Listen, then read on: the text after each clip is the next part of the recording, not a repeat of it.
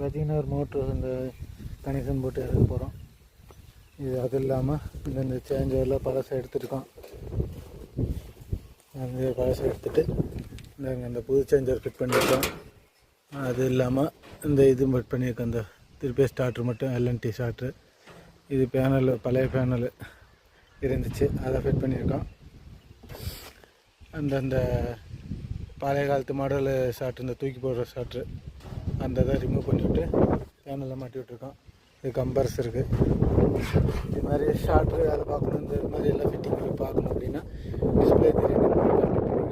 நம்ம வந்து எல்லாமே ஸ்பாட்டில் இருந்து பார்த்துடலாங்க. நல்லா நீட்டாக பண்ணி கொடுக்கலாம்.